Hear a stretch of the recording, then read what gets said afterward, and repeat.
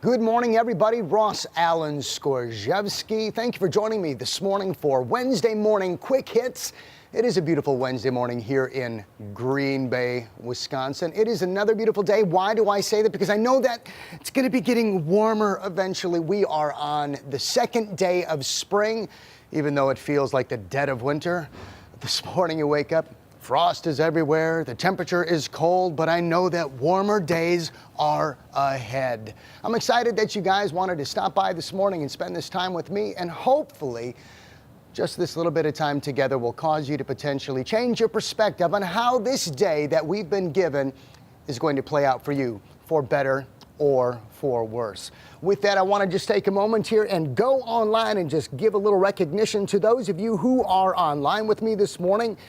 And just say a little hello, Stephanie Kelly Haynes. You love this shirt? I'm going to tell you, let's just stop for a moment. This shirt is really a confusing shirt because I think the message, if someone is not be able to see beyond the hilarity of it, it can really cause them some cerebral pain. My favorite color is wellness. And what's actually funny about this shirt is Fancy Nancy Gruzy. Come on over here real quick, Fancy Nancy Gruzy. Her daughter, Kylie, right? Yes, Kylie. How old is she? She's 9. She's 9 years old. And what did she say about this shirt this morning? She said, "Oh, I get it. So your favorite color is white and green and black because those are the colors of the wellness way." It's as simple as that. I mean, it's not as crazy as you think. Oh, well, my favorite color is wellness. That doesn't make sense. As you can see, literally almost everything that you see us from, show to show is literally permeated and branded with the colors of the wellness way. And that's why we say, yes, our favorite color is wellness. Everything from a coffee cup to a phone case to a pen and shirts and so much more. So yeah, we do love this shirt, although some people can't get beyond the idea that my favorite color is wellness. That doesn't make sense. It's like that song years ago that Chris Rice put out there, Christian contemporary artist who's saying, smell the color 9. Once again, it's just a thought, an idea, a concept. It's not meant to be taken literally. So with that, enjoy the shirt. May it bring you great hilarity and laughter and joy, or may it cause you pain. I don't know. It's up to you. So who else is on here? Dawn. Cortez, it's good to see you this morning. Good morning to you. Jean, it's good to see you. Oh, man, it's beautiful. Mom, hello again, once again from Minneapolis. Hope everybody is doing good over there with the other side of the family. Debbie Olson, Kaylina Wells, good morning to you, Doc. Good to see you. Dr. Brenda, hey. Can't wait to talk to you soon. Excited about that phone call because I always enjoy our time together. It's a beautiful thing. Audrey Tesh, good to see you again this morning. Once again, I thank you so much for the comments during the show and where I'm able to kind of come back and say thank you or thank you for tuning in or join us next week, or the kind compliments that you give me with how you feel inspired or that it was a message that you needed to hear that day. Because I'm not going to lie to you. Sometimes, we do these shows and you walk off the show and you go, boy, I really hope someone heard what was just said because I don't know if I delivered it the right way. Next thing you know, we get these wonderful comments and you're saying, thank you, I so needed to hear that. And that's just a continual affirmation that what we are doing is making a difference in your lives day to day. So whether it's from the Dr. Patrick Flynn Show, Living Hormoniously, Quick Tips, or the Quick Hit with me on the Wednesday mornings, we are truly grateful that you continue to give us the time to be able to speak into your life and bring information that hopefully helps you see things in different perspectives, and that is a beautiful thing. So I'm excited about this morning because there's two things that I want to talk to you about, and it's really going to be, and I'm hoping to say this because last week I said, well, it's going to be a rather quick one, and next thing you know, 40 minutes later, Ross was on a Ross rant and just apparently wasn't paying attention to time. But it was to the Facebook reminder that was posted yesterday, and it says, what say you? Optimist or pessimist? Optimism or pessimism? And I love everything about these two words because I think it's something that we all battle with to a degree, and we actually struggle with both words. Some of us actually have a little bit more of a bend towards one, and we see things through one lens or one filter more, and then we get a little dose of the other, and maybe some are bent the other way. And I just think that it's something that everybody needs to actually kind of wrestle with once in a while. I have heard this my entire life, and I still hear it to this day, regardless of the circumstance, whether it's on the professional level or even a personal level, is that, I have always been the eternal optimist when it comes to seeing the best in others and other circumstances and situations. But yet, I have always been, to a degree, the eternal pessimist when it comes to seeing the best within myself. And here is the great struggle that Ross has. And I believe that a lot of people out there have the same struggle to a degree. I believe some have a really hard time having little glimpses of pessimism creep into their life at all because they're so into seeing the best possible outcome within themselves as well with others that they do life with in everyday life. And then there are those who are more prone to seeing that pessimistic side of themselves internally, but then it spills out in how they view the rest of the world.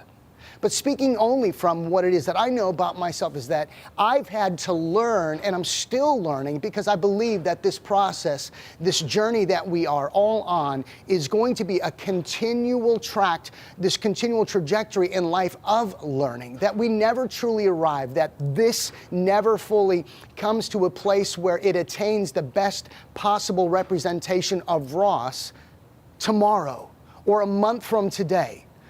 That's a drag to me. That mindset is completely against the optimistic mindset that I have, is to think that this is as good as it's gonna get, and boy, you better just dig your heels in and prepare for the worst because that's all you've got to offer. That's a drag. The optimistic mindset says, no, please, for the love of God, I know that this can be better. I know there's more good to come of this, but I know it's going to take hard work. And I know that if I just continue to dig my heels in and I pay attention to the things that matter most in life, starting with me first, going to my family, and then working on others around me, that everything is going to be all right. So where are you at this morning? And I love this. I was listening to this individual who was doing a great conversation on optimism and pessimism, and I love it. He threw this phrase out, and he's like, what's your addiction? And I thought to myself, what do you mean? We're not talking about, like drugs, opioids, or alcohol, or, hallucinogenics, or whatever, gambling.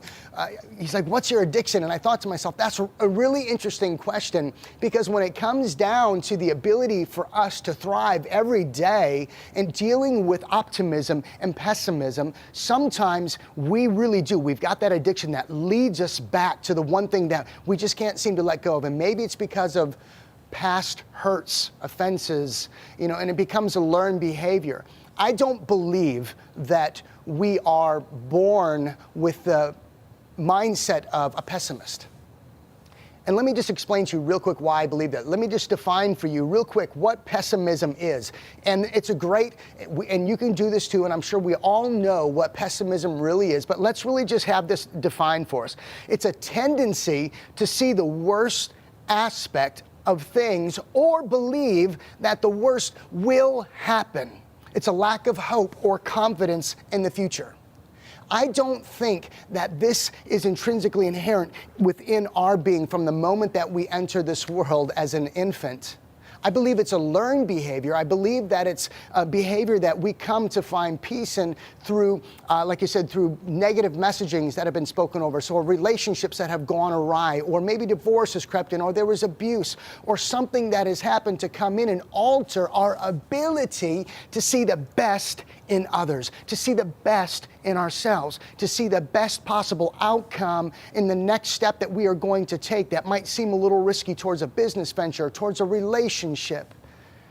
I don't think it's a part of who we are to automatically assume the worst. I believe that what ends up happening, though, is when we get this way, when we do embrace the pessimist mindset and it becomes so a part of who we are, I believe it's a defense mechanism. I believe that we become pessimists and that sometimes we have a bend more towards pessimism as a defense mechanism because we've been taken advantage of. We've heard the broken messaging. We've had things go awry. We've had things spoken over us that cause us to be very careful and guarded and therefore not putting our hope out there because so many people have had their hopes smashed, stepped all over, their dreams, the bubble just popped.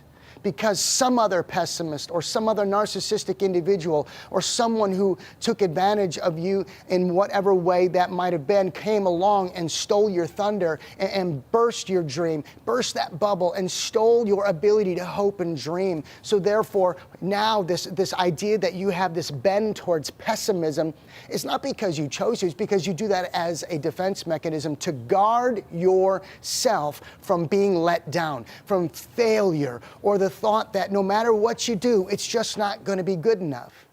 I believe that pessimist mindset is a learned and also embraced mindset. And for a lot of people, pessimism, it's a mindset that has unfortunately bred this familiarity and security. Because, sometimes dreaming, believing the best in others and hoping for the best possible outcome might actually mean that you're wrong. So why not put into motion this idea that, no, I'm not going to do that. No, I don't believe the best. Oh, I know that type of mindset. Oh, I know, I've heard this before, and I don't trust it. I don't believe it. And even with ourselves, no, I'm not going to put myself in that type of situation again. Oh, no, I'm not going to step out in this type of risk because I know it's only going to lead to failure. And a lot of people really do. They find comfort in that. They find security because they think that what they're doing is protecting themselves, when in all reality, it very well could be this unfortunate hurdle, this obstacle that we talked about weeks ago about learning how to overcome obstacles, this obstacle that must be overcome so that you can experience joy, hope, and liberation from a mindset that can sometimes, in all honesty, become very paralyzing mentally.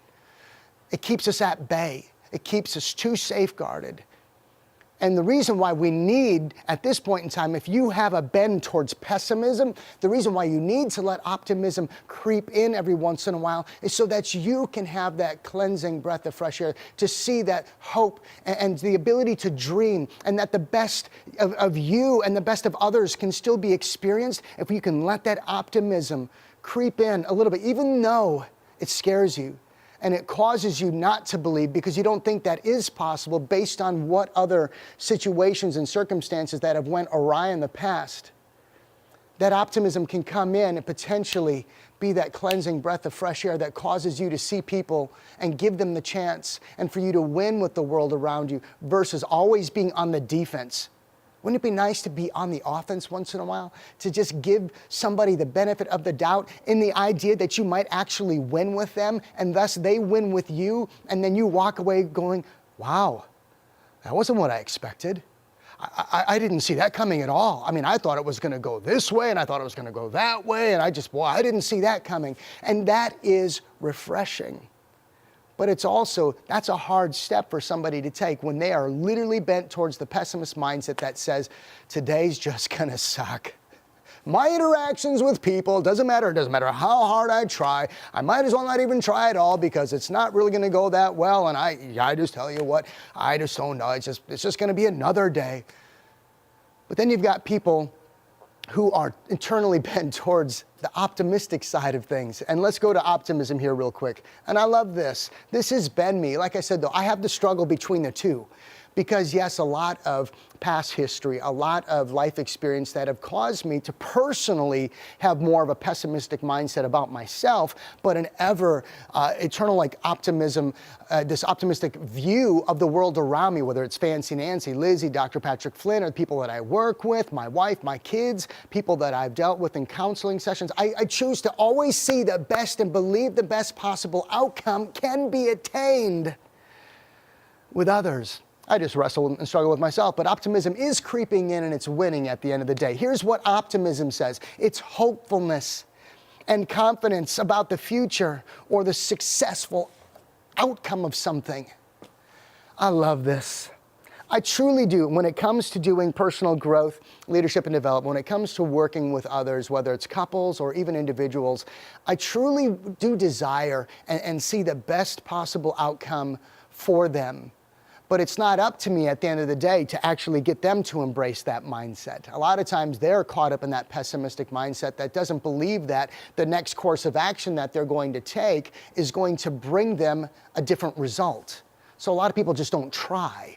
They hear great things, and I try to paint the picture not of their past failures and faults, but realizing that doing the same thing over and over again while expecting to get a different result is just what we've heard for years. That's the definition of insanity. But if people want a different outcome, they have to change their mindset. They have to be willing to try something different, not just for a short period of time, but it has to be consistent. It has to be something that will stand the test of time, a personal growth track like we talked about last week.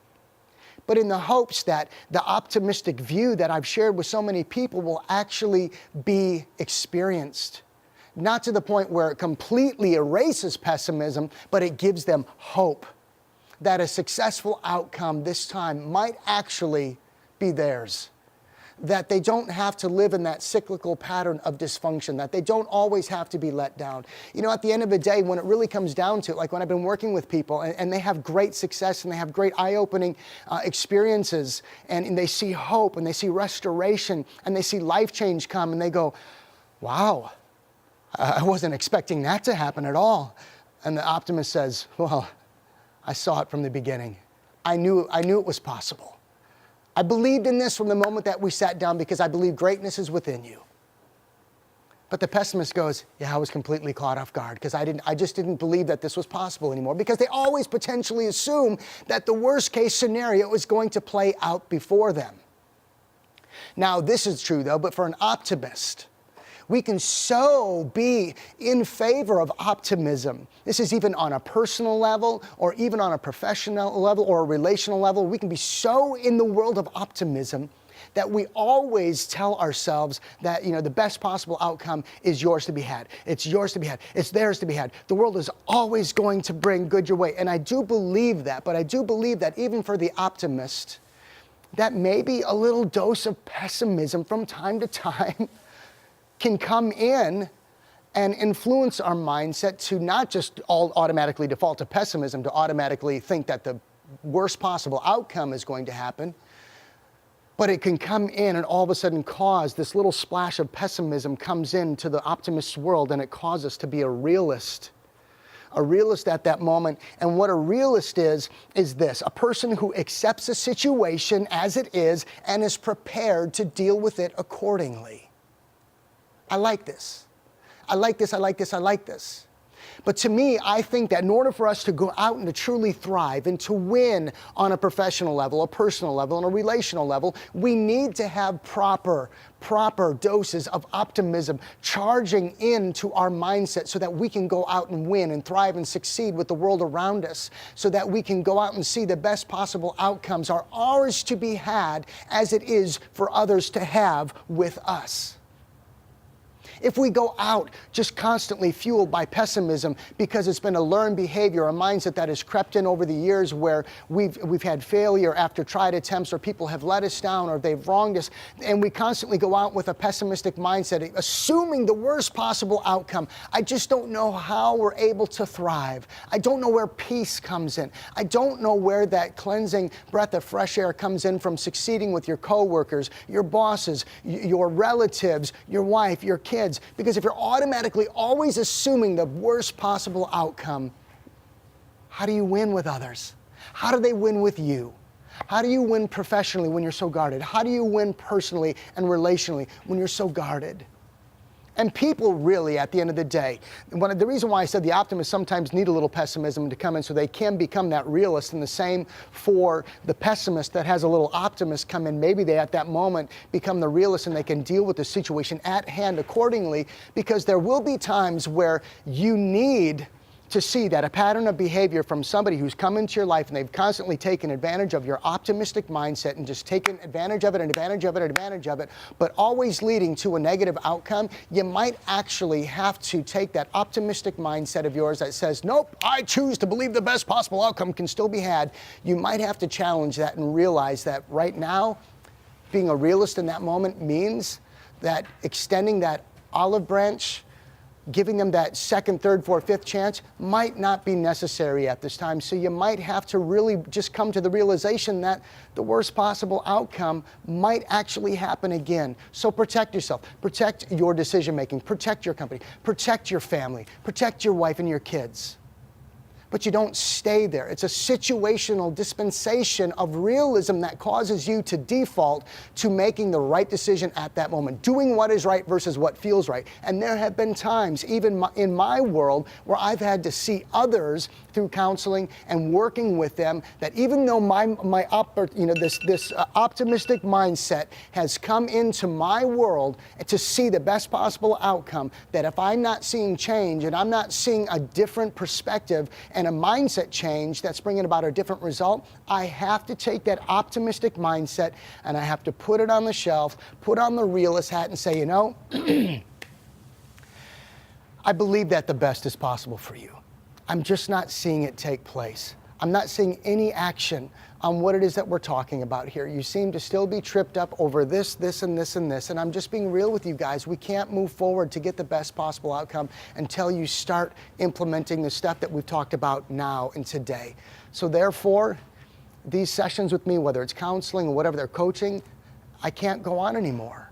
And that's one of the hardest things for me to ever say, because I truly do believe the best possible outcome is still attainable.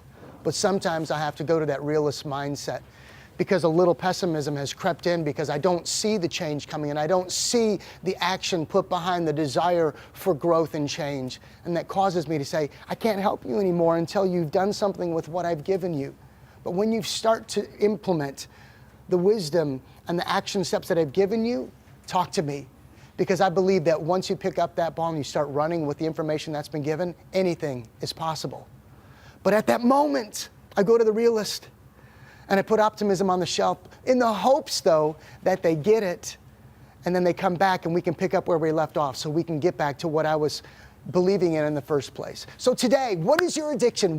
How do you set yourself up to succeed with the, I don't know, like I said, because maybe you're a stay-at-home mom. Maybe you do have a part-time job. Maybe you're a single mom, or you're a dad and you're out there, you're doing life every day and you're doing the grind and you have major wins and you have major failures. How are you guys setting yourself up to win with the world around you, but also within yourself? Are you choosing more of the pessimist mindset? Are you choosing to be more of an optimist? I just think that the optimist mindset will set the stage for you to win more. It will cause you to be happier. It will cause you to be able to live this life where we give empathy, compassion, and we can live in humility and gratitude, because we're not always so stinking guarded, where we're assuming that the best possible outcome is not ours to be had, but just nothing but failure, that literally evil will trump good at the end of the day. That's not a mindset that I want. I want to be able to believe at the end of the day that good really will ultimately triumph and win over evil every day. Pessimist or an optimist? What say you? What will you allow to help paint the picture of today and tomorrow as you go out and continue to work on doing those 3 questions that we've talked about, that Dr. Patrick Flynn brought in? What are you doing to develop yourself? What are you doing to develop your family and to develop others around you?